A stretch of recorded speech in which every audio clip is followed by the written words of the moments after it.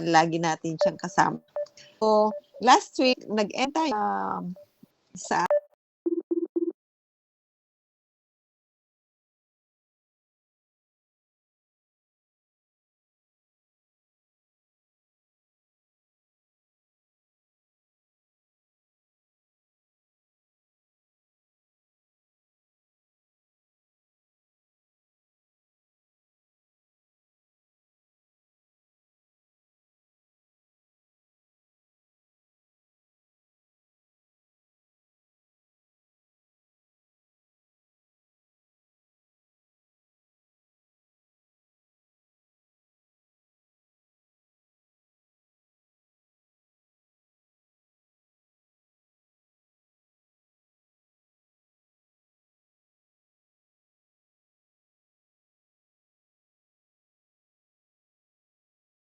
sa mga kasama niya, yung kumbaga sumasagisag ito sa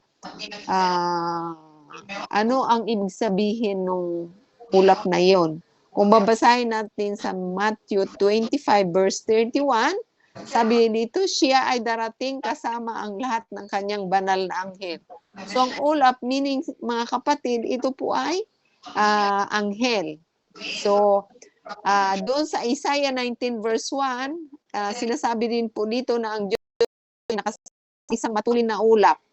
At doon sa awit 104 verse 3, ang ulap ay ang kanyang karwahe at siya ay sumasakay sa mga pakpak ng hangin.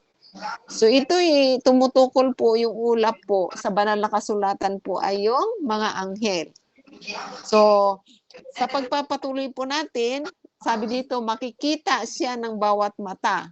So even doon po sa may tumusok sa kanya doon sa tagiliran nung siya ipinako, yun po ay may kinalaman din po ito na hindi lang po yung righteous ang bubuhayin sa kanyang pagdating, kundi yung mga tao na mag-witness kanyang pagdating para mapakita na yung kanyang salita po ay totoo.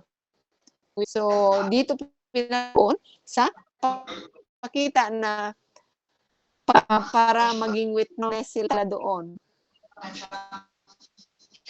sa pagdating ng ating Panginoon. So, mababasa natin sa Revelation 1:7, makikita siya ng bawat mata at mga umuo sa kanya at ang lahat ng mga lipi sa lupa ay tatangis dahil sa kanya. So alam natin mga kapatid, kung tayo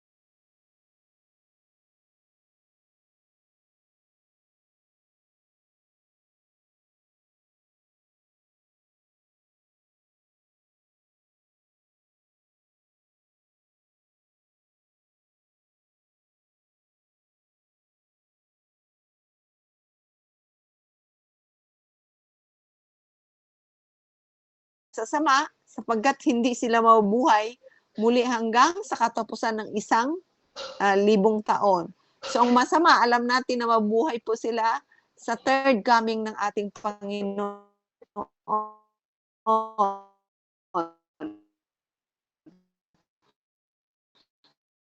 So yung mabubuhay lang po sa coming ay yung naniniwala na sumusunod sa ating Panginoon at yung tao tinatom niyang agiliran magpo yung sa Panginoon. Ang buhay na isang piling pangkat yung mga tumusok kay Jesus. So ito po ay sa Revelation 20 verse 5. Sa Matthew 26 verse 64, makikita natin na nung ipinako si Jesus sa mataas na saserdote ng Hudyo na siyang magiging saksi sa pangalawang pagdating, kaya't dapat siyang muling mabuhay upang saksihan ang kaganapan. So, yung mga saserdote ng Hudyo, sino po ba yun nung ipinako ang ating Panginoon? So sinabi ni Jesus sa kanya, ikaw ang nagsabi, ngunit sinasabi ko sa inyo, mula ngayon ay inyong makikita ang anak ng tao na nakaupo sa kanan ng kapangyarihan at dumarating na nasa ulap ng langit. So sila po yung special resurrection, kumbaga na mabubuhay, kumbaga na hindi mananampalataya. So sa Revelation 14 verse 13, magkakaroon din ng natatanging muling pagkabuhay ng piling pangkat ng mga taong matuwid. Nilarawan ng Apokalipsis, ang natatanging pagkabuhay na ito ay binubuo ng mga namatay sa panampalataya ng mensahe ng ikatlong anghel. So alam natin ng three angels message, ito po yung gospel na ngayon na ito po yung ating para i-proclaim natin para mapadali po ang pagdating ng ating. So promise niya na ayaw niya na lahat tayo po ay hindi maligtas, pero nasa atin na lang po o yung mga taong binibigyan natin ng mga katotohanan kung tatanggapin nila o hindi. Dahil individual po yung ating salvation. So hindi po tayo pwedeng i-force o hindi natin pwede silang pilitin. Dahil ito ay kusang loob na tinatanggap ng bawat isa sa atin. So free gift na ito. So nasa atin na lang o nasa sino mang tao gustong tumanggap. Sabi dito, at ang isang tinig mula sa langit na nagsabi, isulat mo ito, mapalad ang mga patay na namatay sa Panginoon mula ngayon. Oo, sinabi ng Espiritu, sila ay magpapahinga sa kanilang mga gawa sapagkat ang kanilang mga gawa ay sumusunod sa kanila. Sa konteksto pong ito ay agad na sumunod pagkatapos ng mensahe ng pangatlong anghel, according po doon sa Revelation 14 verse 12, at bago ang ikawalang pagdating ng Revelation 14 verse 14, ang salitang mapalad ay mahalaga. Ang pagpapalang ito ay hindi inahayag sa lahat. So, hindi lahat po ang nakakaalam po ng katotohanan. So, lahat ng mga namatay sa Panginoon mula sa simula ng panahon, ipinahayag lamang ito sa special na pangkat. So, before nung 1844 po ay hindi po nila alam yung three angels message na ito. So, sinasabi po dito na ito lang po yung mga taong mga kumbaga yung pangkat na ito na special na pangkat na namatay sa Panginoon matapos magsimulang ipahayag ang mensahe ng ikatlong anghel. So kailan po ba yung three angels message, mga kapatid? Ito ay malinaw na ipinahiwatig ng katagang mula ngayon. So kung babasahin po natin sa Revelation 4 verse 8, basahin natin mga kapatid, sabi dito, and the poor living creature, its having 6 wings, were full of eyes around and within, and they do have rest day and night, saying, Holy, holy, Lord God Almighty, who was and who is to come. So, ang salita na ginamit upang mailarawan ang pagtigil sa puntong ito ay katulad ito ng salitang Hebreyong Shabbat.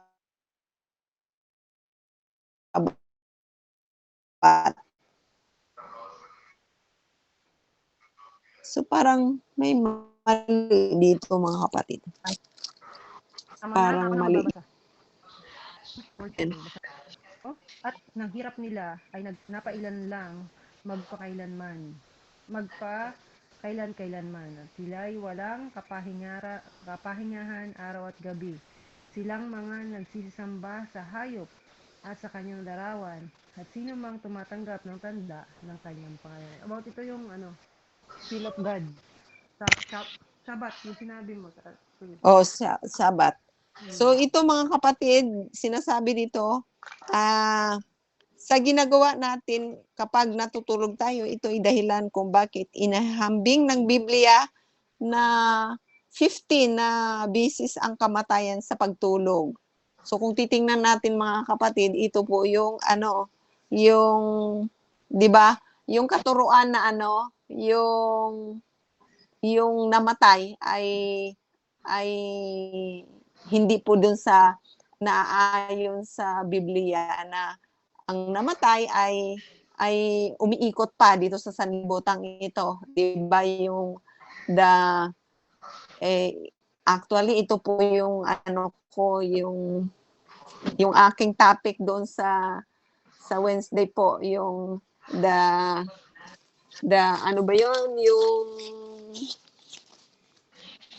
the dead. Yung binigay sa akin na itatopic ko ngayong Biyernes. State of the Dead. State of the Dead po. So, yun. So, yun po ang yung itatopic mo by Wednesday. So, abangan nyo po yung di ba ito yung natin, yung 26 fundamental beliefs about sa death and resurrection, mga kapatid. So, alam natin na ang patay ay natutulog, hindi po siya naglalakwatsa. So, nakikipag-usap daw yung mga patay sa naiwang mga pamilya. Pero alam natin sa Biblia po ay ito po ay gawain ng ni Satan. Hin po yung namatay na yon na sukan po mga yung angel ni Satan, di ba? So yon mga kapatid. So hindi ko na itatakal dahil ko po yun, itatopic by Wednesday after ng natin midweek po. At malalaman din natin na ay natutulog. So ilang beses po na minensyon ni Jesus doon sa gospel po niya dito sa New Testament na ang patay po ay natutulog. So, alam natin na kapag natutulog ay wala na pong alam. So, yun. So, ang mensahe ng ikatlong anghel ay nagsimulang ipahayag ilang sandali makalipas ang 1844. So, ang three angels message, mga kapatid, ay nagsimula lang po ng 1844. So, di ba? The Day of Judgment, doon sa Revelation 14 verse 10, di ba? 18 and 44. So kung ang three angels message ay halimbawa bubuhayin po yung before ng mga taong namatay bago ng 1844, hindi po nila alam po yung mensahe iyon.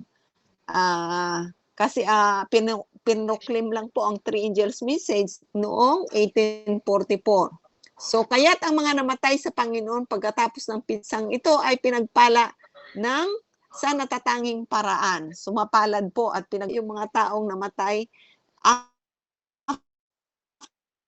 ng 1844. So ito po yung started ng Great. Dito po nabuo yung ating iglesia.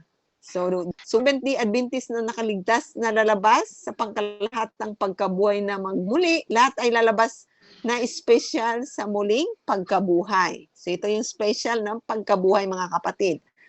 So si Daniel 12 verse 7, 11 and 12, ang ang ang ilan ay nagtangkang gawing literal na oras ang panahong ito. So, take note mga kapatid.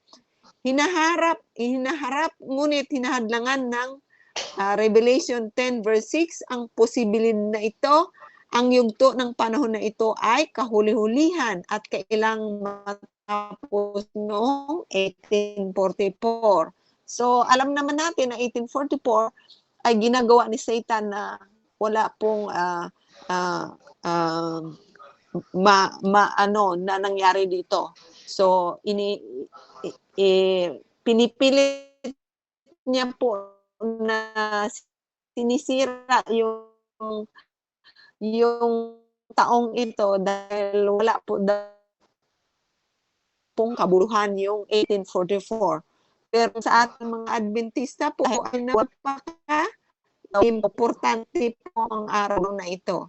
So, nabanggit din po dito. So, yung 1,260 days, 1 to 1,291, 335 na araw, 60. Ito yung dark ages, mga kapatid.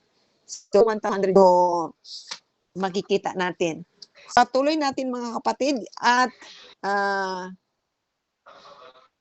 alam ko po na binanggit ko din po nung last week about dito sa mga year na ito po yung prophecy na about doon sa Daniel, di ba? Nung nag-aral tayo sa Daniel, di ba sabi ko sa inyo, sabi po natin na konektado po yung Daniel sa Revelation. So dito natin malalaman kung yung nung mga propesya mula nung Daniel chapter 9, 10, 11, 12, 13 almost po ay may kinalaman po dito sa sa Revelation po, mga kapatid. So sa Daniel 12 verse 2, sinasabihan tayo ng marami o rab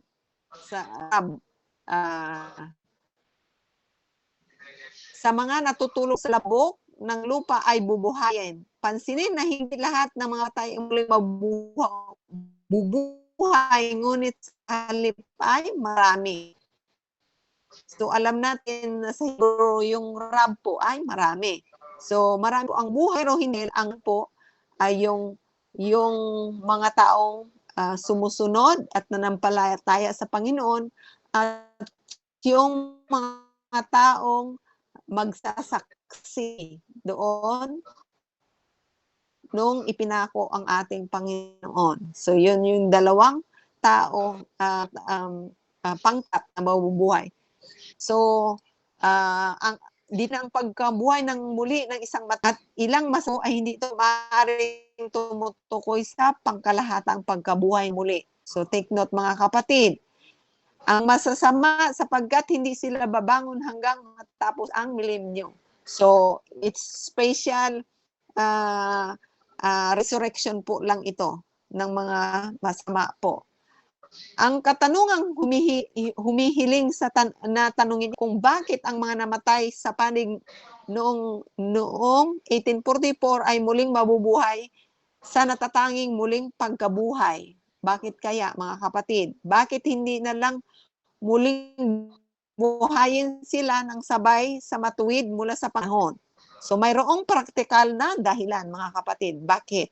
Ang mga namatay pagkatapos ng 1844 ay naintindihan ang kasalukuyang katotohanan patungkol sa sanktuaryo, sa sabat, sa estado ng mga patay, sa pagkakilanlan ng dragon, hayop, huwad na propeta at imahe ng hayop at ang marka ng hayop.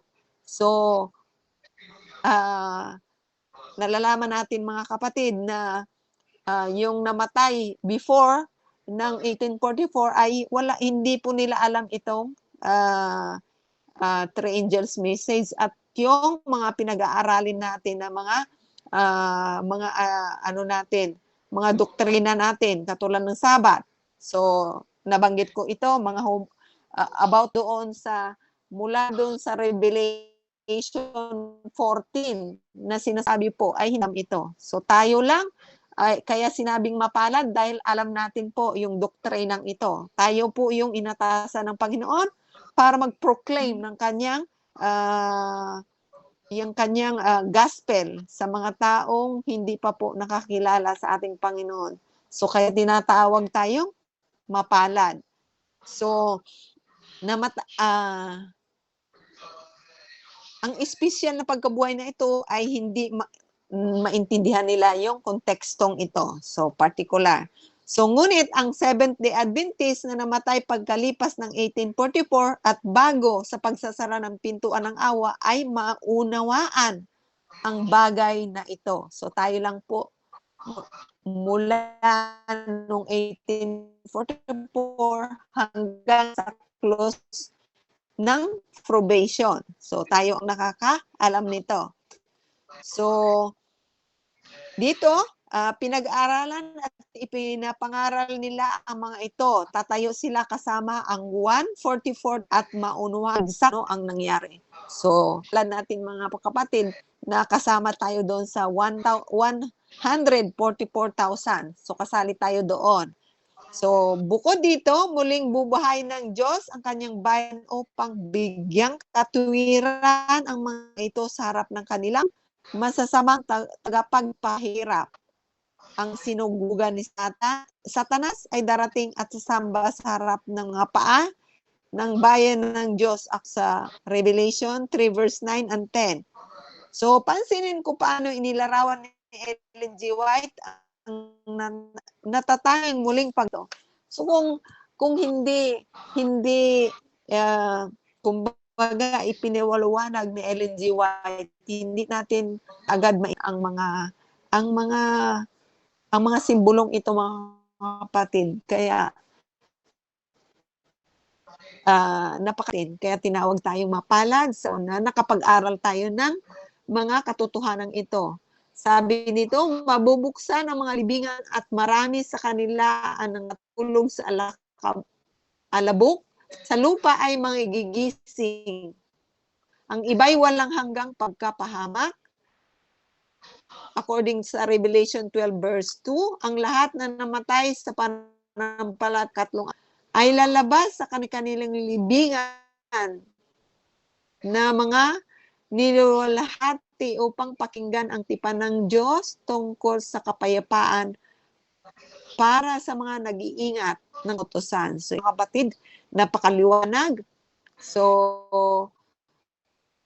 tayo na nananampalataya, I pray na tayo ay maging faithful hanggang sa huli para makasama tayo dito sa sinasabing ng ating Panginoon na yung mga tao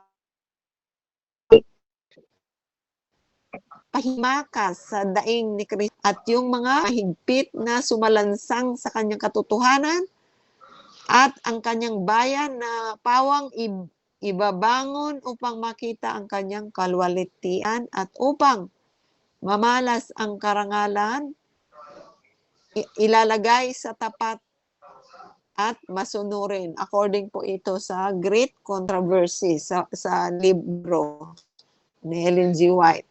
So ngayon, ano po ang ibig sabihin ng Alpha at Omega? Alam po natin na sa Greek po ay yung, di ba, yung kanilang alpabeto po ay Alpha and Omega. It means yung Alpha is Aleph o A at yung Omega is end of the letter of the Greek. So, ang taong ito ay kinilala bilang si Jesucristo. Siya po yung, sabi niya, I am the beginning and the end. So, according doon sa Revelation 1, verse 11, 13, and 2, verse 8. At saka Revelation 22, verse 12 and 13. Si Jesus ay Diyos na pinakamataas na diwa sapagkat ay tinatawag siyang Yahweh, na inilarawan bilang una at huli, ang simula at ang wakas. So, according doon sa Isaiah 41 verse 4, 44 verse 6, at 48 verse 12. Si Jesus, sa Genesis, ang Alpha at ang Apocalypse ay Omega, saya ng mundo. So, Kung titingnan natin sa Biblia po, ang Genesis po ay ang una at yung pinakahuling aklat ng ating Biblia ay yung Revelation. So, iyon po ay yung Omega, wag sa Biblia. So, we're talking about dun sa kasaysayan ng ating mundo mula doon sa Genesis hanggang sa Revelation. So, dadako na naman tayo sa Espiritu sa araw ng Panginoon. So, ano ba ang ibig sabihin nito? Sabi dito, according po doon, ano natin na nagsulat po ng gumawa ng mga komentaryo ng ating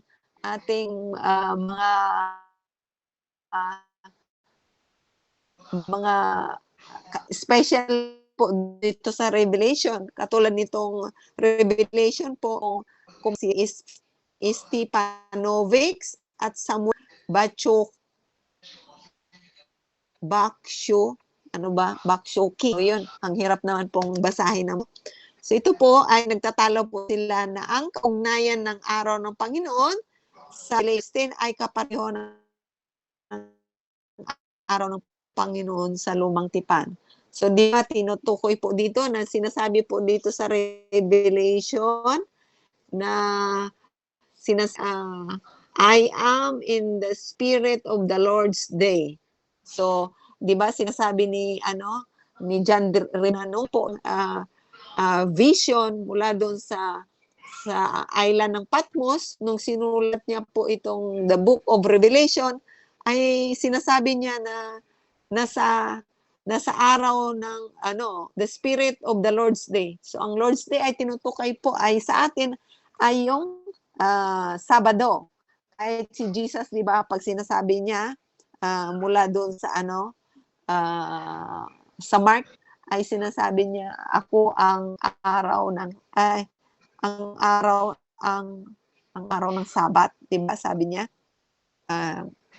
doon sa Mark 2:27, doon na kung saan inilarawan ni Jesus ang kanyang sarili bilang ang Panginoon ng Sabat. So, 'yun pala. Ang Panginoon ng Sabat. So, 'yun. Hindi pala yung Lord's Day na sinasabi ko. So sinasabi din po na kapag ng araw ng Panginoon sa lumang tipan, sa madaling salita, si Juan ay dinala sa Espiritu sa pangitain. So ito pinakita yung ikalawang pagparito ng ating Panginoon. So ito yung vision ay pinakita sa kanya ng ating Panginoon. Ngunit sa ganoong pananaw ay hindi umaangkop sa konteksto. So nagtalo-talo po ito at si Samuel kung saan si Jesus ay nasa banal na dako na nangangasiwa sa 7 iglesia. At hayag na sa lungat ng espiritu ng hula, malinaw na ipinaliwanag ni Ellen G. White ang kahulugan ng araw ng Panginoon. So, sabi nila hindi po daw akma yung mga sinulat ni John Revelator. Pero dito po ay kumbaga ipiniliwanag ni Ellen G. White sa kanyang pagsusulat ng araw ng Panginoon ay alam natin ang araw ng Panginoon ay araw ng Sabat. So ang araw ng Sabat ay nagpapakita ang Panginoon ng kaluwalhatian at yung itinapong apostol at ang Sabat ay banal na ipinangilin ni Juan sa Patmos tulad ng siya ay nangaral sa mga tao sa bayan at syudad ng Judea. So, inangkin niya ang sabi na ang mahalagang pangako kaugnay ng araw na ito, ako'y nasa espiritu ng sariling araw ng Panginoon. So, maliwanag mga kapatid na nung tinanggap niya yung vision na yon, yung pangitain na yon ay Sabado, sa araw ng Sabat po. Yeah. So, tinanggap at isinulat. Sabi niya, at narinig ko sa aking lukukilang tinig na tulad ng isang trompeta na nagsabi, ako ang Alpha at Omega, Ang una at huli at ako ang lumingon upang makita ang tinig na nagsasalita sa akin. At nang ako'y lumingon ay nakita ko ang 7 kandilerong ginto at sa gitna ng kandilerong ginto ay may isang katulad ng anak ng tao. So alam natin na yung kandelero yun, ito yung kanyang 7 iglesia. So alam niya po yung kanyang ginagawa ng kanyang iglesia at siya po ay tinitingnan niya at di ba kung titingnan natin po doon sa chapter 2, sa susunod na chapter po na itatakel doon sa 7 churches ay makikita natin na ang ating Panginoon na hindi po umuupo. Siya po ay nalalaman niya po yung 7 iglesia kung ano po yung kanilang ginagawa. So, di ba? Alam natin na ang Diyos natin ay alam niya kung ang ating po ay Diyos na God, omniscient, omniscient ang ating ginagawa dahil siya present kahit saan po ay andun po siya. So, dito, sabi dito sa yung nasanggit ko po sa Mark 2 verse 27 kung saan inilarawan ni Jesus ang kanyang sarili bilang Panginoon ng araw ng Sabat at doon mababasa din natin sa Isaiah 58 verse 13 kung saan tinawag ng Diyos ang araw na sa kanya. So, inangkin po ng ating Panginoon. Even noong lupa, nung nagmi-ministry po siya, pumapasok po siya sa sinagoga.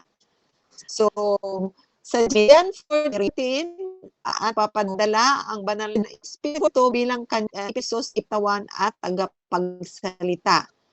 So, makikita natin dito mga kapatid na sa kanyang nung siya ay umakyat sa langit, nung umakyat sa langit ay ipinangako po sa kanyang mga apostol na magpapadala po siya ng na espiritu. 'Di ba during the sa Acts po yung kung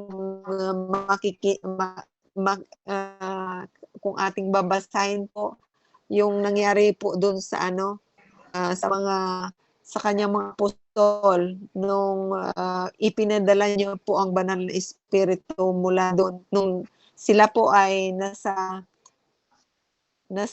upper room doon sa Jerusalem ay hindi sila pinaalis ng ating Panginoon at sinasabi niya na sila po ay mag-antay at antayin po yung yung espiritu na ipapadala niya. Ang sabi niya dito, at hingin ko sa Ama at kayo bibigyan niya ng isa pang mga aaliw upang makasama niyo siya magpakailanman.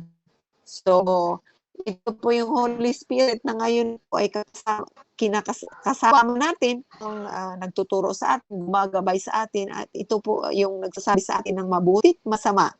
Siya po ang ating kasama. So, siya po ang nagtuturo ng katotohanan at na alam natin ito sa mabuting masama ay siya po ang ating kasama. Ang sabi nito, ito ang espiritu ng katotohanan na hindi kayang tanggapin ng sanlibutan sapagkat sila hindi nito nakikita o nakikilala man. So yung mga taong hindi ay wala po silang hindi po nila alam yung banal na espiritu dahil ang nakakaalam lang po ay yung nanampalataya at nakakaalam na siya po yung isa sa mga triune God. Diba mga kapatid? Siya ay nakikilala ninyo sapagkat siya ay nanatiling kasama ninyo. So, di ba sinasabi nila, our body is the temple of Holy Spirit. So, katawan na kapag tinanggap natin ang Panginoon, nasa katawan ito po tinawag ng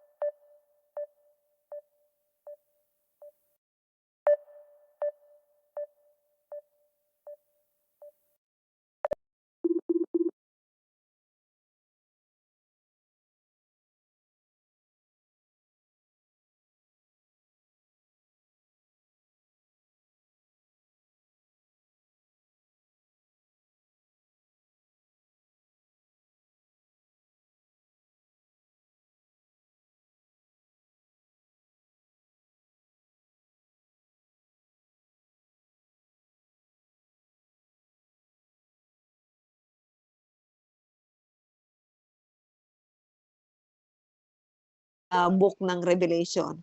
So, inilarawan ni Jesus ang pagsubok at pagdurusa sa kalaunan ay inilarawan sa aklat ng Apokalipsis. Tingnan ang halimbawa noon.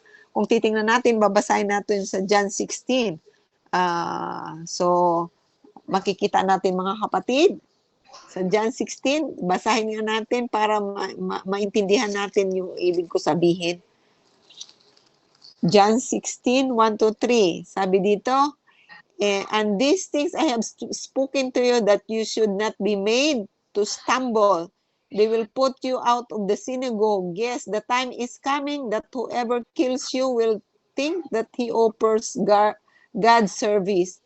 And these things they will do to you because they have not known the Father nor me.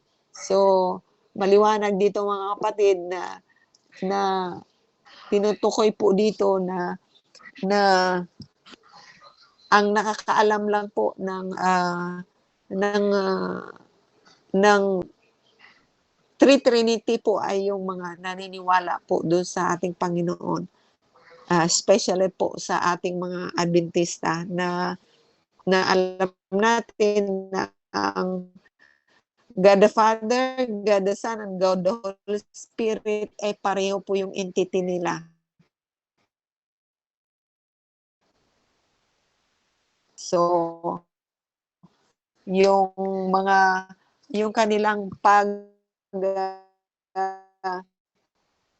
ang kanilang pagkakaisa po ay sila, kung kumbaga nung ginawa nilang ay magkasama po silang tatlo. Kung kilala mo ang God the Father, God the Son, the Holy Spirit po ay alam mo na kung ano po ang kanilang mga tungkulin ngayon. Ito po ang ibig mong ginawa. So according sa Revelation 1 verse 12, nakita ni Juan ang 7 ilawan na naglipan lang ilaw. So, babasahin natin sa Revelation kung ano po dito. Which you saw in my right hand and the 7 golden lampstands are the angel of the 7 churches, and the 7 lampstands are the churches. So, ito po, tinutok natin mga kapatid na yung 7 ilawan ito ay kumakatawan sa 7 iglesia ng Asia Minor. So ito po kung literal noon, dahil ito po yung mga iglesia noon ni John the Revelator. So ito yung kapanahonan niya. Pero kung sa ating kapanahonan ngayon mga kapatid, yung 7 churches na yung bagay o sa 7 era ng iba't ibang iglesia ng sa atin. Sa atin mula nung panahon na yon hanggang sa panahon natin. 'Di ba? Kung titingnan natin doon sa 7 iglesia po, nasaan na po ba tayo ngayon? 'Di ba? Sa huli na po tayo sa Laodicea kung titingnan natin. So makikita natin kung tatalakay ni Sister Kai sa kanyang hindi ko po kung siya ang tatalakay nito sa Laodicea o siya yung yung the Lovelace Church o the Ephesus Church. So hindi ko lang sure. Brother, Kasi siya po ang si susunod Brother, sa akin. Hindi, ang Laodicea Jeremiah? si Brother Jeremiah. Last yun. Okay. Epeso muna tayo. So yun po ang sinasabi ko lang po na yung kung saan tayo doon sa part ng 7 churches o kasi we're living in the last days, so we belong to the Church of Laodicea. So malalaman natin pag tinalakay ni Brother Jeremiah.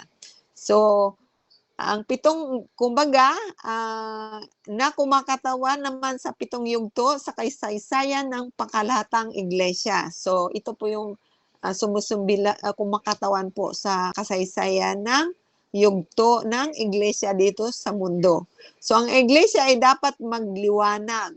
Dapat magliwanag, mga kapatid. Ngunit upang magkapagliwanag, ang tinghoy dapat na regular na putulin at ang ilawan ay dapat na may langis. So sino po ba ang during the Dark Ages, di ba? Kung titingnan natin, babalikan natin, di ba, ang katotohanan, hindi po namatay yung ilaw na yon.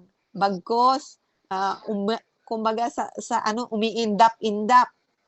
Parang naaano na siya, pero hindi po siya tuluyang namatay dahil alam natin na nandun ang ating Panginoong Diyos. Nilalagyan niya po ng langis yung ilawan na yon. So alam natin, sino ba ang langis, mga kapatid? So ang tinutukoy na langis dito ay yung Holy Spirit. So preserve niya po yung mga taong kunti na magliwanag doon sa dark na moment ng iglesia na yon. So sino po ba yung nag-preserve? Yung mga reformador, yung mga alam natin na sila po yung mga taong namatay para lang po i-preserve yung katotohanan. So, yun mga kapatid.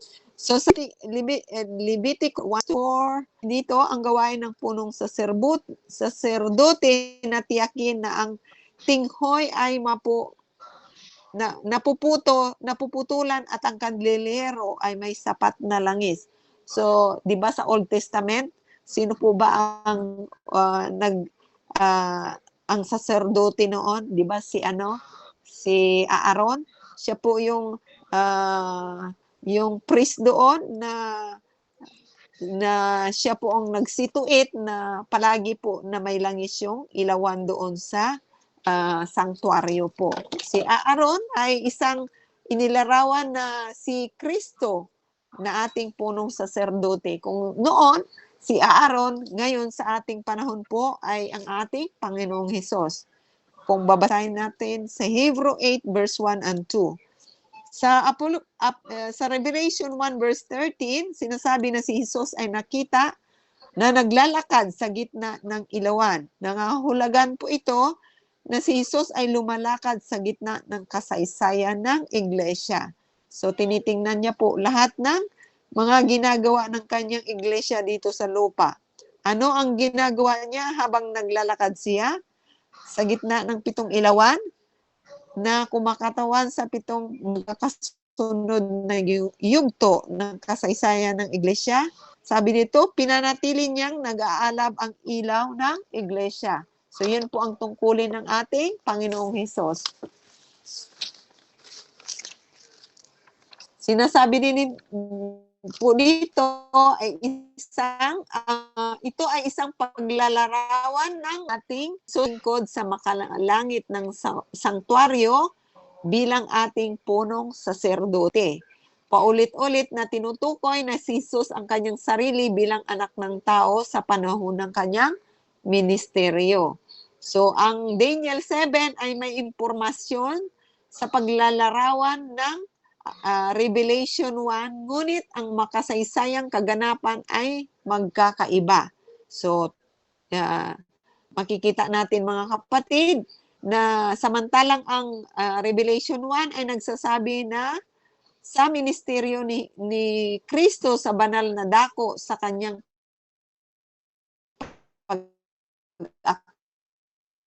pag-akyat at inilarawan ng ministeryo sa banal na dako. So yun po ang pagkakaiba mga kapatid. Simula ng magsiyasat sa paghuhukom. So yun pala ang pagkakaiba mga kapatid. Yung Revelation 1, ito po yung ministeryo ni Jesus sa banal na dako sa kanyang pag-akyat. Take note mga kapatid. At ang Daniel 7, ministeryo ni Jesus sa kabanal-banalang dako simula ng magsiyasat sa paghukom. So yun po ang pagkakaiba mga kapatid. Take note. So naglalakad, si Jesus ay nakikita na naglalakad sa gitna ng 7 ilawan. Hindi siya isang kabahagi na nagmamasid lamang na kung ano ang mangyayari sa kasaysayan. So, ng kanyang iglesia, ngunit aktibong kasangkot sa pagtitiyak na ang ilawan ay hindi kailanman mamamatay. So, ibig sabihin mga kapatid, nung Dark Ages ay andun ang ating Panginoon, naglalakad doon. siya po ay tinitingnan niya na hindi po mamamatay yung ilaw na iyon, bagkos ay kahit umiindap-indap, pag sinasabi sa Bisaya, yung yung salitang yun, ay andun po siya. Sinisituate na niya na hindi po mamatay yung kandilerong iyon. Palagi niyang pinuputol ang tinghoy at nagbibigay ng langis upang matiyak na ang iglesia ay nagbibigay ng kanyang ilaw. So mababasa po natin dito sa Leviticus 24 verse 1 to 4 na may mga panahon sa kasaysayan ng iglesia ng ilaw ay humihina. So sa panahon ng Dark Ages. Ngunit hindi ito tuluyang naapula. Kung babasahin natin sa Leviticus 26:11 verse, si Giakas sa gitna ng kanyang bayan sa pamagitan ng pangangasiwa ng banal ng Espiritu. So, the Holy Spirit po yung nangangasiwa po dito. At sa paglilingkod ng mga anghel, so with the help of yung kanyang mga anghel.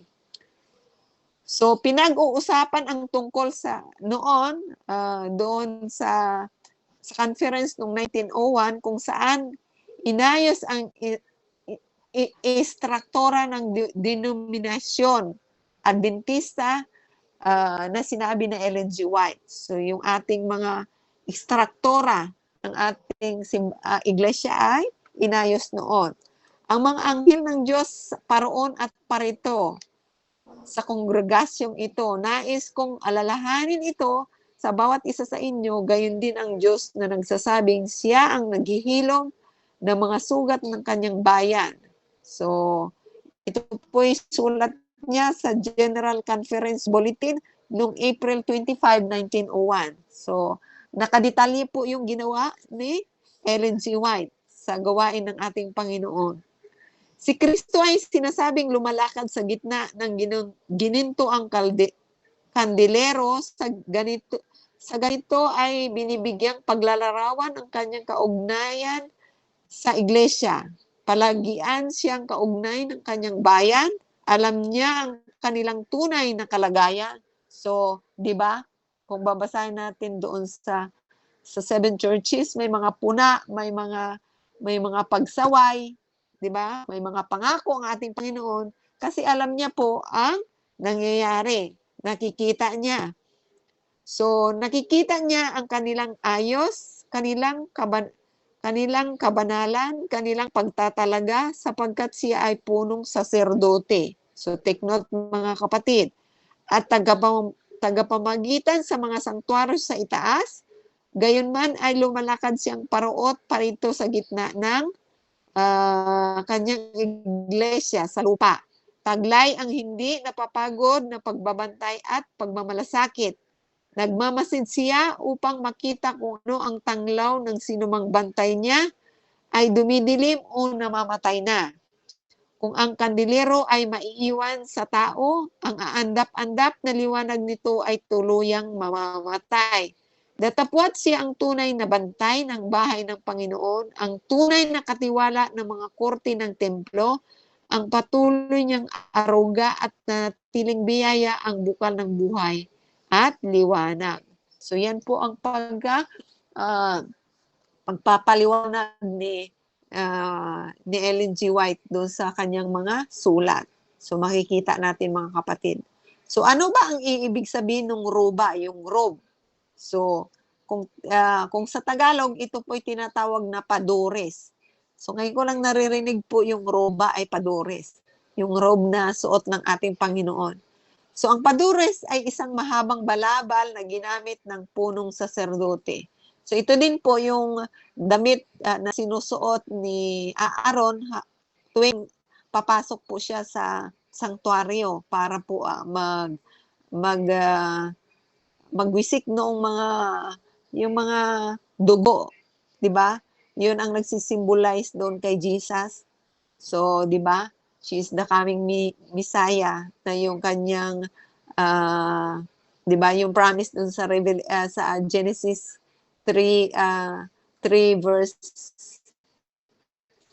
16, 15 na yung Misaya na darating. So, yun po yung kanyang frap. So, ang impormasyong muling matatagpuan sa Leviticus 24 na si Aaron ang punong saserdote at isa sa kanyang mga tungkulin ay panatin ang mga lampara ng kandila broom na nag-aalab. Ang mga hari ng Israel ay gumagamit din ng padores. So, natin sa 1 Samuel 18 verse 4, 24 verse 5 and 11. Sa kanyang pag-akyat, si Jesus ay naging isang hari at pari. Ito ang mensahe na inihatid ni Pedro nung araw ng Pentecosta. So, mababasa po natin yan sa Acts 2 verse 36 at yung Psalms 110 verse 1 and 4. So, let's go naman po sa gintong big kiss. Ito po yung kanyang big kiss po doon sa kanyang roba o yung robe na sinusuot noon. Muli, masumpungan natin ang kasuotan ng punong saserdote sa Israel sa Leviticus 8 verse 7 na ang pangunahing teksto na nagpapaliwanag nito ay matatagpuan sa Mesiyanikong hula ng Isaiah 11 verse 5. Nang ibig sabihin, ang big kiss, ito po ay katwiran. Ang maging big kiss ng kanyang bewang ay katapatan ang pamigkis ng kanyang balakang. So ito po ay katwiran mga kapatid at katapatan. So ito po yung nagsisimbula. Ang buhok ay mapuputing gaya ng balahibo ng tupa at kulay puti. Ito po ay yung white na hair ni Jesus ay kumakatawan po dito sa, 'di ba, yung kadalisayan, purity. According sa Revelation 7 verse 13 and 14, at yung kulay abo at puting buhok ay sumasagisag sa karunungan at matandang karanasan. So ibig sabihin, 'di ba, usually minsan yung mga matatanda, sila po yung maraming mga karunungan dahil marami na po silang karanasan at marami na po silang mula ng ay marami na po silang abo at puti na yung sabihin noon. Yung buhok, karunungan at matandang karanasan sa Job 15 verse 10 at yung Proverbs 20 verse 29 ay sinasabi ito po ay dignidad. So sa Proverbs 16 verse 21. So yun po ang ibig sabihin ng mga kapatid. Another naman po, ang mata ay gaya ng ningas ng apoy at mapagwasto at mapaghigante. Ano po ba ang ibig sabihin nito? Ang mga mata ni Jesus ay nilarawan na maalam at ang apoy ay isang simbolo ng banal na espiritu.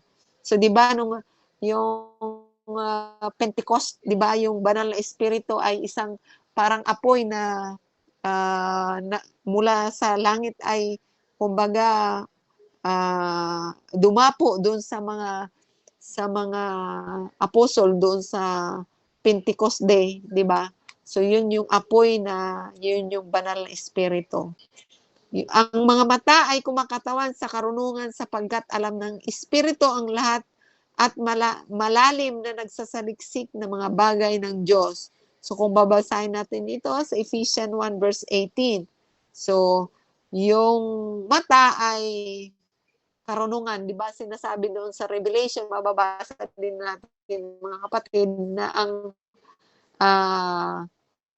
ang isang karunungan, yung mata na yun ay tumutukoy po doon sa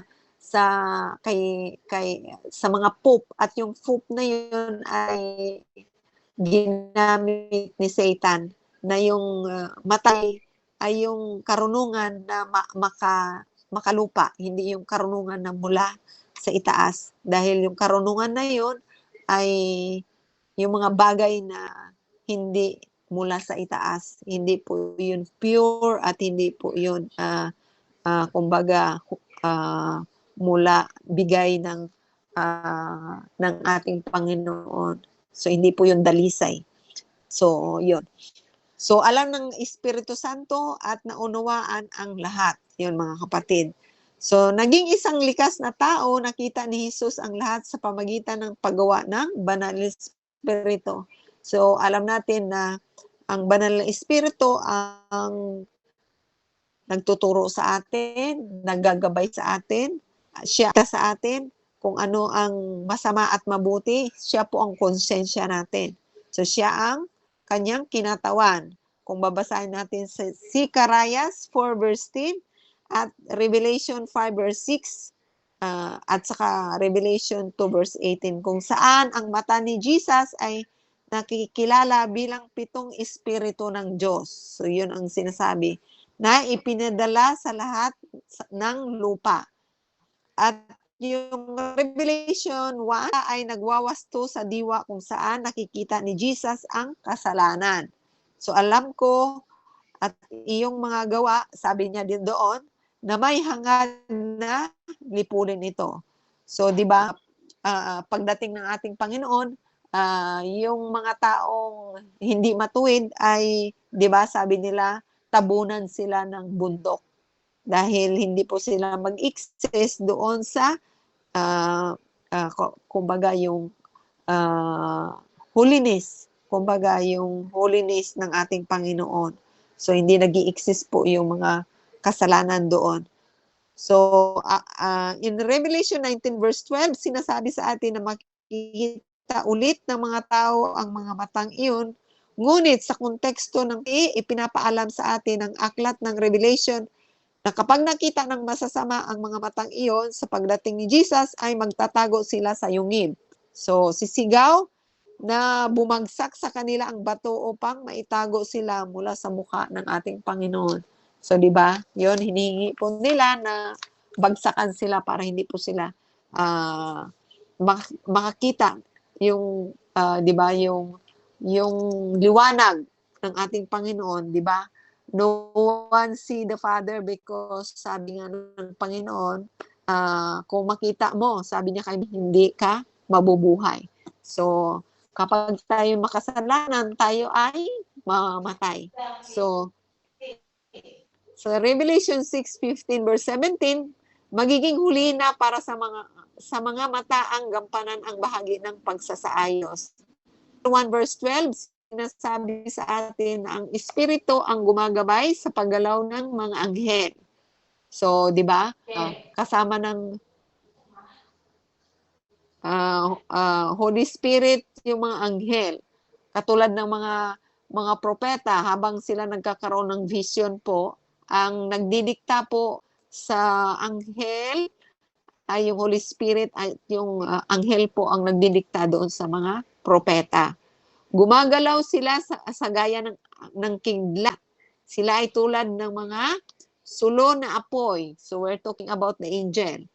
Puno ng mga mata at may 4 na mukha, kung kaya't makikita nila ang bawat direksyon. Ang mga anghel ay kumikilos ng matalino sa mga gulong ng kasaysayan. Sa ilalim ng pangungunang banal na espiritu, na ngayon ay kinakatawan ng puno ng hukbo ng Panginoon. Imagine dyan mga kapatid. So yun po ang kumbaga ang gawain ng Espiritus ng Holy Spirit at yung mga anghel. Ang banal na espiritu ay nangangasiwa ng kaayusan ng sansinukob at ang anghel ay ang kanyang hukbo.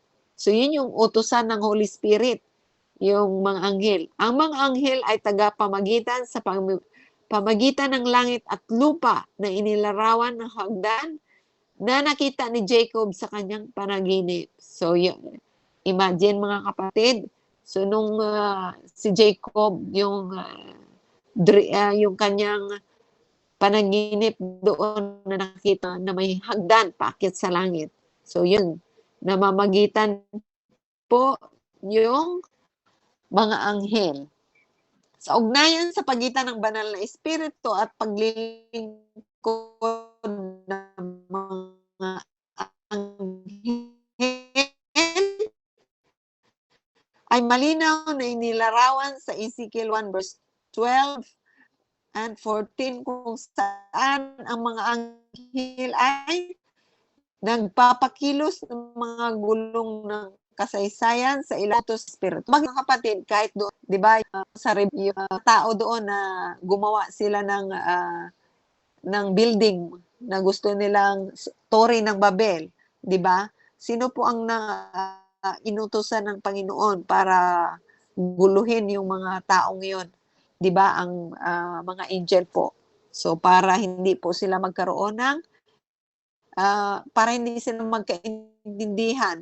So, nagsalita po sila ng iba't ibang language. So, bawat isa ay lumalakad ng matuwid. Saan man pumaroon ang espiritu, doon sila pumaroon at hindi lumilingon sa kanilang paglalakad. Sa gitna ng mga nilalang na may buhay gaya ng bagangas, parang mga sulo na nagparuot pa rito sa gitna ng mga nilalang na may buhay. Ang apoy ay maningas at mula sa apoy ay may lumabas na kidlat. At ang mga nilalang na may buhay ay tumatakbong parito na parang kislap ng kidlat. So ito po yung mga anghel. 9:40 na. Ay, 9:40 na? Okay. Napapalampas ka sa oras. Putulin So mo ulit. masakit na ang Madami lalamunan yan. ko. Madami yan. Mahaba pa yan. Ilan pa ba ito? Matatapos ko na ba ito? Konti Sa na hanggang lang. Webes? Kung kaya yan. Ay, hindi ko alam. Parang hindi. Next week ka pa mahaba yan. Hindi ko pa yata matapos ito. Masakit na ang lalamunan ko. Ikaw na mag-pray dyan? Sige, ako na mag-pray. Sa putulin mo lang. Basta hanggang 9:30 ka lang para hindi yung limit mo. Kasi Hindi nyo sinasabi sa akin eh. Tuloy-tuloy naman ako. Kasi may binabasa ako doon sa si Sipanya. Sipanya chapter 2 about sa Gaza, about doon sa pero habang ako nakikinig sa inyo. Sipanya chapter 2 verse 1 to 8 yung inano ko. Wala, kasi may mga about doon sa basahin nyo na lang po. Tinitingnan ko kasi yung commentary. Habang nakikinig sa inyo. So, mga kapatid, naintindihan nyo ba yung binasa ko? Maliwanag ba? So, tayo ay mag-question and answer na lang sa Huwebes. Kung may naintindihan kayo, kung meron kayong mga tanong doon sa mga tinalakay ko at meron kayong mga gustong idagdag, di ba? Maganda din 'yon. Tahimik kayong lahat, hindi kayo baka natulog na kayong lahat, ha? Masakit ang lalamunan. Ikakat mo kasi hanggang 9:30 ka lang para yung mo. Hindi ko napansin yung oras. Kasi yung yan, medyo mahaba kasi. Actually, yung sobrang haba yan ang introduction mo. Hanggang 3 angel message na kanina. So, yun. Pero maganda. Yung nahihimay-himay. Para maintindihan natin lahat. Alam nyo, may mga kasi doon mga kapatid na ngayon ka lang din nalaman. Kung hindi ko binasa, hindi ko po nalalaman. So, maganda pala na binabasa natin words by words. Kasi, minsan, halimbawa, hindi natin alam, ngayon malalaman natin, di ba?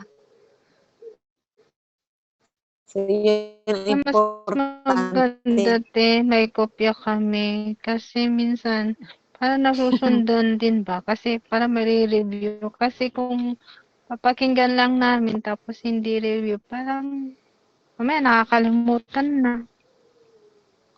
Kailangan, tatanong ako kay Riel kung paano isesend sa inyo, kung paano.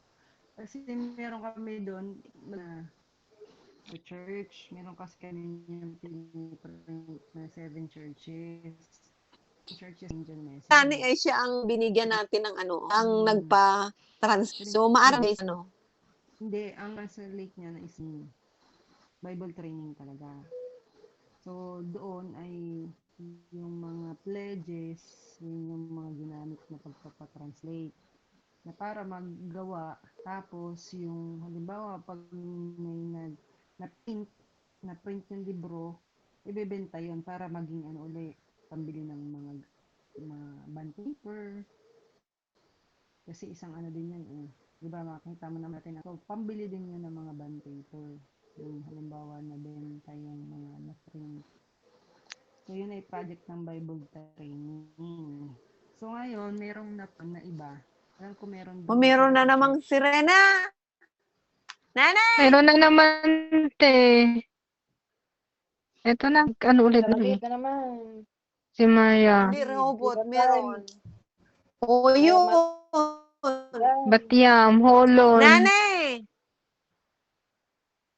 Yes, O siya, magpicture na tayo. At wala kang takbuhan, wala ka pare-pareho tayo. Nanay! Lama yung na. sabi. Ano yan that?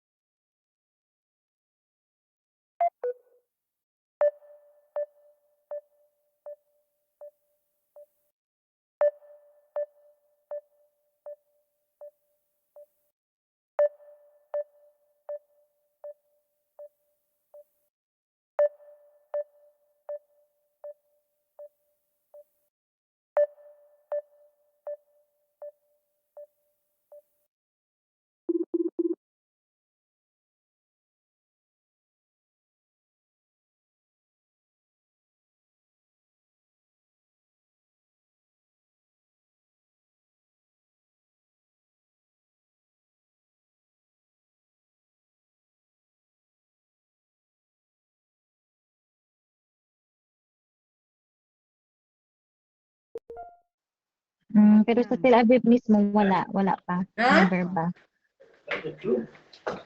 Nigma? Kanina, meron naman dyan sa malapit sa Di ba sa may airport din? Nung may nakaka-discuss ba yun sa airport? Kasi bago tayo matulog, nagpapag-good night pa si Kamas. Walang tigil no, ang yaman nila ba? Walang Hanggang kaubusan. hanggang alas 10. Marami kasi sumusuporta sa kanila. Ay, yun yung missile yung binibigay sa kanila sa mga tao. Ibibigay niya sa mga tao. Ang tao naman nagugutom doon. Kawawa ko yan. Sakit sa heart talaga makita din yung sagasa. Grabe. Yung mga bata.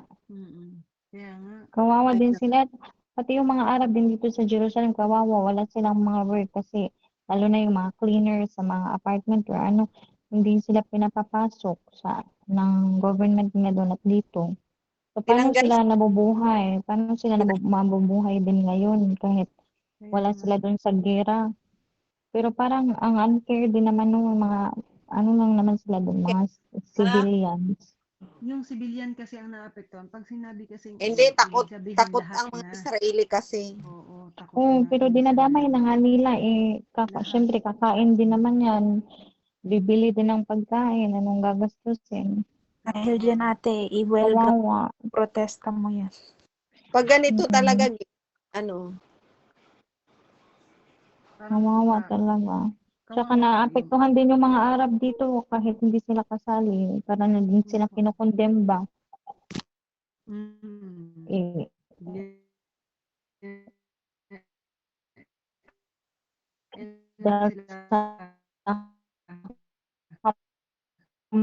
Mas na yan. Alam sila robol, kaya yun ang iniiwasan. Na kung naranasan may mga mo. spy din. Oo, yung mga ditong mga Arab na nagtatrabaho, kaya hindi natin din ng Israeli people. Kasi naranasan na nila eh. Hindi nila masisisi. Yung Palestino. Hindi mo. Kasi pag tuwing may war, masisi ang mga Israeli kung ganun ang trato nila sa pabigat din naman sila. Yung pag-iingat talaga, hindi maano pa. Ipapray na lang natin. Yung mga Muslim. Pag-pray na lang natin talaga yung mga residente. Mahirap na sitwasyon. Wala ngayon, kahit yung mga building, walang nagtatrabaho. Ang nagtatrabaho lang ngayon, Israeli, yung ibang lahi. Arab, walang pumapasok ngayon. Wala. Hindi nila Mga inaano. Chinese, yun lang. Para Kasi di ba pag sa Old City, pag pinagbawal na pumunta doon, hindi talaga tayo pumupunta kasi nga, Sa Damascus nga, bawal pumasok sa Damascus. Parang pag yung bawal. yung Pag sa binawal, Tel Aviv, wag talagang pumasok kasi Hindi ba Para- nasa rin sa inyo si Mabuti Emily? Tatakbuhan lang Dati. namin. Bumaba kami sa ano, shelter. Ayan nga, nagsiring niya, kaya nagtago din si Tinang. Parang si Amro do sa Tel Aviv, hinuli daw. Ha? Arab yun. Diba, ang mga alien. Sila. Ano ba yung hatred nila hanggang sa pagbalik na yan ng Panginoon? ito yung pinakamatagal na war eh. Kung wala sanang hostage, mga 2 to 3 days, okay na eh. 2 or 4 days. Pero may mga pinakawala na wala pa. Sila kasi Wala pa, nag-umpisa hinahanap kung yung wala iba. pang kung wala pang masakir, hindi sana makaganito. Grabe Hostage din, lang kasi eh. ang dami din napatay ng mga Hamas, no? Ilang Israeli na sa ano lang, sa massacre. Kawawa yung Oh. mga sanggol. Ganun pinagdadaan. Yung mga talagang nangyari kasi Yung mga lumalaban sila sinabing eh. 1,300 na Israeli na napatay, mga Israeli lang talaga yun. Excluded yun sa mga other, ano, mga countries. Kasi yung Kaya nga napatay sa sabi ni hanggang Netanyahu, 1,300 inumpisahan nila, tatapusin ng Israel. Kaya ganun talaga. Mas marami talagang casualty sa kanila kaysa Israel. Hindi pa tayo yun na makabat. hindi sumali ng Lebanon kasi pag Delikado tayo. delikado Syria, tayo. kasali ng Syria at ang Iran, delikado tayo.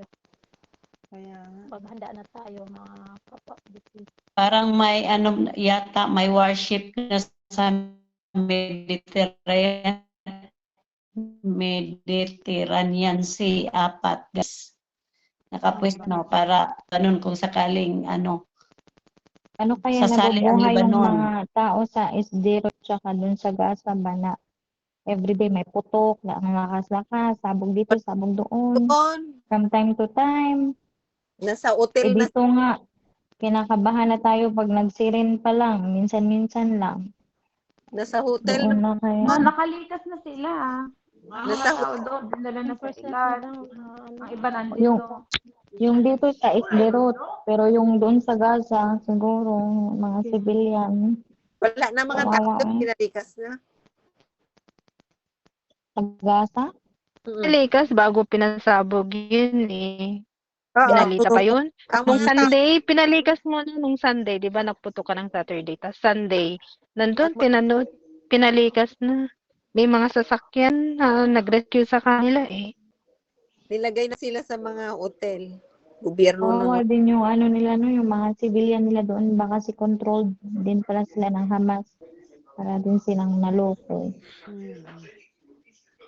kaya yun. Oh, Yung mga Hamas sa ISIS.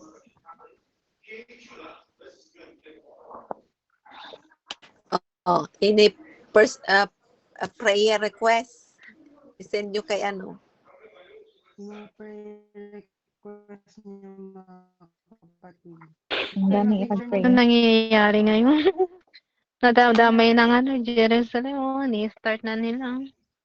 Ang Panginoon na Ano po ang po tayo? mag-control sa lahat. Huwag namang picture na kayo. Si Lulu, ang hina ng boses mo. Krista, nagpicture na.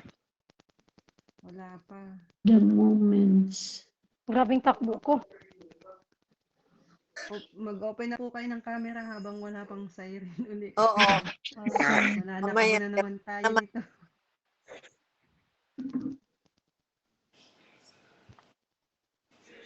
Grabing takbo ko. Sarap pa ng pakinig ko kay sister, Iba pala pag yung nasa labas ka pala, no? Hindi mo alam kung saan ka tatakbo. Magtatago sa ilalim ng punong ka. Wala kami papasukan kanina doon sa may Alinbe, sa kaya ng bus. Ala, Hindi namin alam kung saan kami tatakbo. Man, hello. Yung sa Ukraine na war, ilang months yun natapos? Matagal. Ukraine. Ano yun? Mahigit 1 month yun. Umabot tayo ng matagal din. Picture na, Krista. Okay. Para hindi Ano na? tagal. Kaya po, magpipicture. 1, 2, 3. Kasi, isa ba? 1, 2, 3. Bakit ganun? Yung iba umiikot-ikot. Sa'yo ba? Ikot-ikot. Ako na. Ay, Sin. Sa'yo ba? Okay. Sin, ko. 1, 2, Mahina yung signal mo. Siguro. okay. 1, 2. Ikaw ang mahina. Nagbablurred ka eh. 1, 2. Nagbablog Oo nga. si Krista. Naghang na yung telepono ko. Sin, ang kinis natin na parang nakalipstick. Walang labas eh. Si Rosemary, si Cinderella.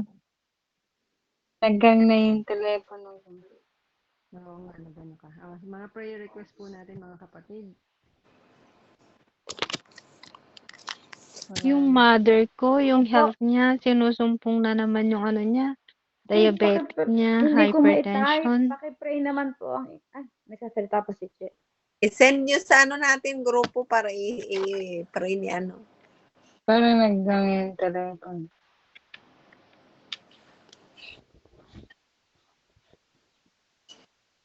Hey.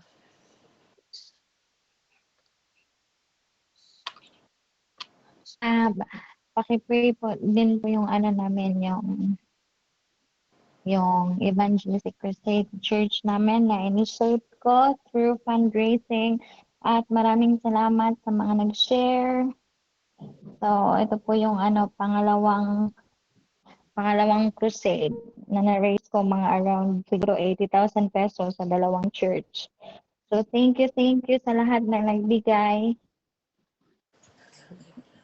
So, sana maraming maraming mga taong lumapit pa sa Panginoon kasi punong-puno din yung gym every night kahit may mga Miss Kai, kukulang. pa-crusade kayo? Oo, ako nag-initiate ako ng crusade 2 beses na yan. Sa sa church namin ngayon at yung una sa tapos na. So, sana marami ding baptism. Tsaka may layman din doon. Kasi yung church na, yung mga members namin ba parang naging weak na sila. Wala na kasing youth kasi mga mga nag-aral na, pumunta na ng mga ibang lugar. Parang ganun nga ang nangyayari ngayon sa bawat church. Kahit Oo. sa amin, nakakalungkot. Tapos yung mga youth namin doon, puro na mga nabuntis. Yun yung struggle sa church namin. Ang dami-dami sana namin youth. So ngayon yung iba ng yung mga new grown. Kailangan ng revival yung church ninyo. Oo nga, revival. Tapos yung Yung kailangan leadership din doon, yung leadership. special program na focus sa youth para ma-carry back ang mga youth. Meron man, active man yung lahat ng mga youth doon halos, pero ewan ko puro mga Kaya pagdasal na lang natin na hindi na madagdagan. Mga nadidisgrasya. Tsaka yung yung sa crusade. Yun. Meron pa po mga kapatid.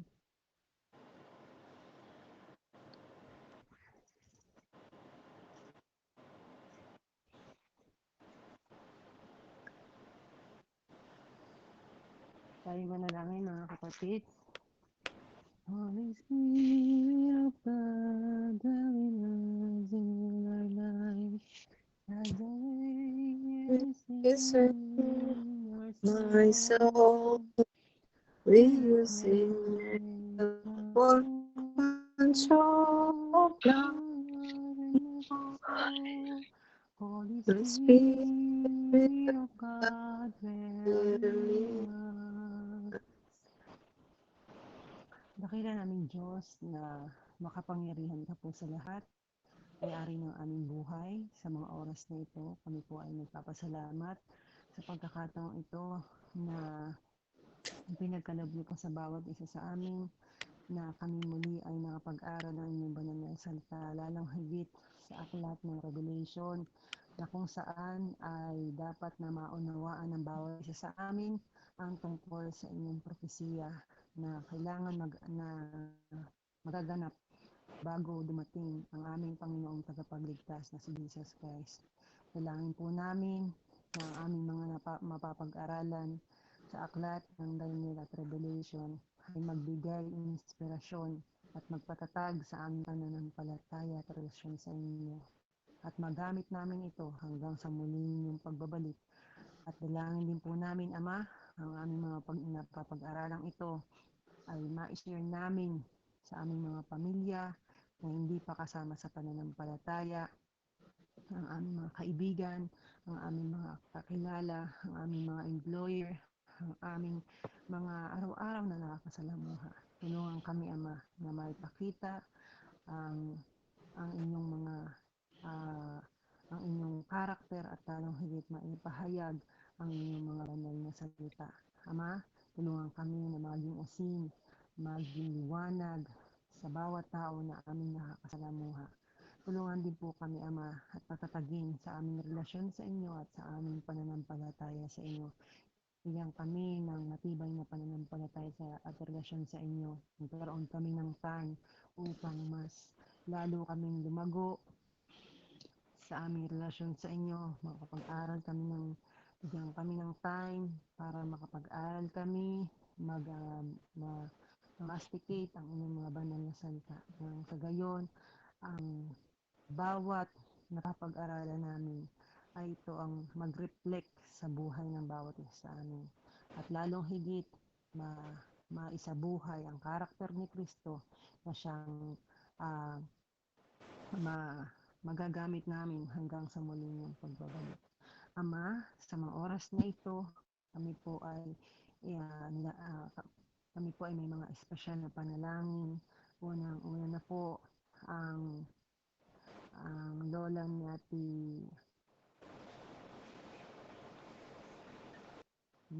Yes na nawa po'y gumaling na siya sa kanyang ubo.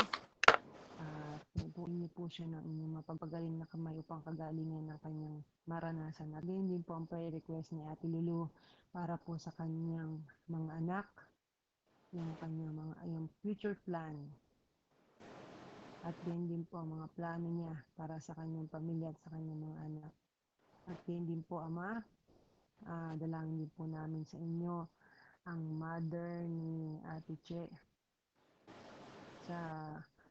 ang health po ng kanyang mother dahil po siya ay sinusumpong uli ng high blood at diabetic.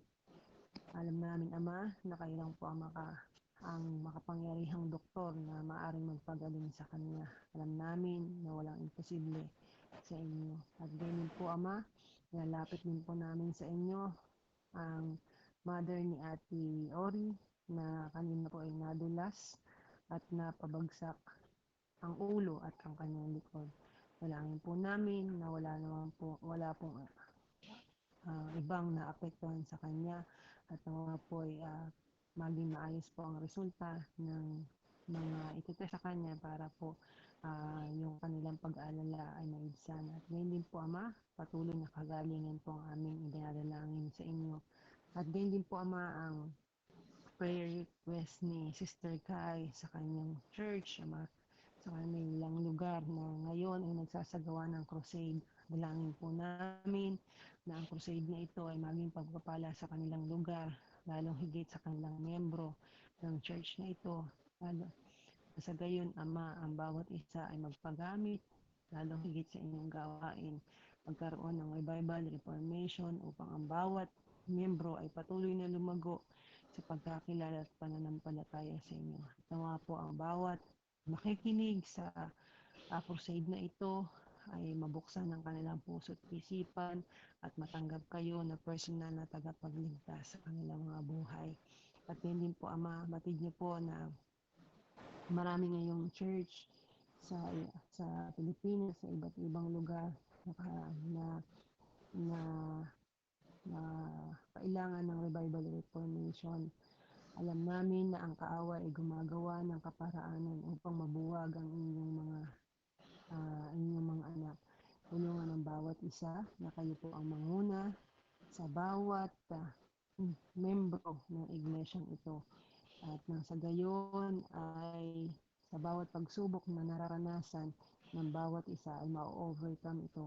At tulungan ang bawat isa na kayo ang tingnan at panghawakan ang inyong mga pangako. Nang sa gayon ay patuloy na ang bawat isa ay magpagamit sa inyong gawain at maging matatag sa pananampalataya.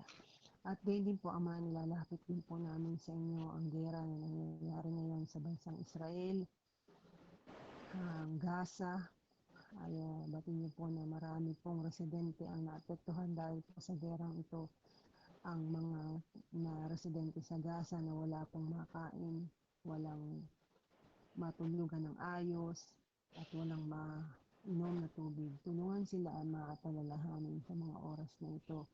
Pagkaloob niyo po sa kanila ng sapat na pangailangan at bigyan sila ng matutulugan sa mga oras na ito. Lalo higit ang mga kabataan, batid niyo po na sila ay naghihirap sa mga panahon ngayon na wala silang kamangmuang sa nangyayari. Tulungan sila palalahanin sa mga oras na ito. At yun din po ang mga naapektuhan dito po sa ginawa ng Hamas dito sa bansang Israel, yung mga nawala ng mahal sa buhay. Batid po, Ama, na marami ngayong nagdadalamhati dahil po sa sitwasyon ngayon, dahil sa nangyari na pagmasaker o doon sa ginawa ng Hamas sa kibbutz Asa at kibbutz sa Be'eri. At marami pa rin pong mga hostage, Ama. Tulungan ang bawat pamilya na nawalan ng mahal sa buhay. Alalahanin sila, i-comfort sila, Ama, sa mga oras na ito. At gayon din po, Ama, dinadalangin din po namin sa inyo na kayo po ang manguna sa bawat bansa na ito, at nasa gayon ang pagmamahalan at pagkaunawaan ang manatili sa bawat isa. Nasa gayon magkaroon na po ng katahimikan ang parehong bansang ito. Dalangin din po namin sa inyo na ang mga masamang loob na ito, ang mga Hamas, na tulungan sila at kilusin sila ng inyong banal na espiritu ang kanilang mga puso at isipan. Batid niyo po na sila ay ginagamit ng kaaway upang mapagulo ang mundong ito. Dalangin po namin na inyo po silang tutulungan, buksan ang kanilang mga puso at isipan na sa gayon ay hindi na po sila makagawa ng masama, kundi at makilala kayo na ang Panginoong tagapagligtas sa kanilang mga buhay. Alam namin, Ama, na walang imposible sa bagay nito, na kahit masasama ay gagawin niyo pong mabuting tao basta makilala kayo na ang Panginoon sa buhay nila. At ganyan din po, Ama, nilalapit din po namin ang kaligtasan ng bawat isa sa amin na ngayon po ay nakakaranas kami ng mga sayri, mga pagbobomba dito sa bansang Israel. Patid niyo po ang bawat isa sa amin na kami ay manalayo sa aming mga pamilya. Kami din po ay nakakaranas ng mga pag-aalala, nakakaranas po ng pagkatakot sapagkat naiisip namin, Ama, na kami ay malayo sa aming pamilya, hindi namin makita ang aming pamilya. Tulungan kami, Ama, na maging matatag sa aming pananampalataya sa inyo at tulungan kami na panghawakan ang inyong mga pangako. Alam namin, Ama, na wala kaming mga gawa sa mga bagay nito sapagkat kami ay tao lang, wala kaming kapangyarihan. Kayo ang Diyos na gumalang ng lahat ng bagay at kayo ang Diyos na pagalang sa buhay ng bawat isa sa amin. At kayo rin po ang may karapatan na kumuha sa buhay ng bawat isa sa amin. Hindi, Ama, tinatalaga po namin ang aming mga sarili sa inyo at tulungan kami na sa aming mga nararanasan ngayon ay patatagin kami sa aming pananampalataya at relasyon sa inyo. Magpatuloy kami sa pagpapalaganap ng inyong gawain. Tulungan kami na maging liwanag sa mga panahon ngayon, maipakilala ang Misaya na darating, lalo higit sa aming mga employer, sa aming mga na kasalamuha na hindi pa kayo kilala. Batid niyo po ang bansang Israel ay hindi pa nakikilala ang tunay na Misaya na darating. Tulungan kami na inyong mga anak na nakakilala ay tulungan kami na maging liwanag sa kanila, maipakilala si Kristo na aming Panginoong tagapagligtas at lalong higit maisabuhay namin yung karakter na Kristo na siyang magiging liwanag at magiging kapala sa iba. Lord, kayo na pong bahala sa bawat isa sa amin at nawa po ang kaligtasan, ang aming naranasan at proteksyon at nawa po sa aming pansamantalang pagpapahinga, sa aming pagtulog, bigyan kami ng kapayapaan, mahimbing na tulog at gisingin kami sa kinabukasan, taglay ang buhay at kalakasan at pag-asa na makilala kayo muli sa aming mga buhay. Maraming salamat po, Ama, sa pagdinig at pagtugon sa aming mga dalangin. Patawad po sa mga kasalanan, pagkukulang na aming nagawa. Ito po ang samot hiling at dalangin namin na aming pinapasalamatan sa matamis na pangalan ng inyong anak na si Kristo Jesus. Amen. Amen. Hear Your prayer, prayer, O O Lord. Hear our prayer, O Lord. In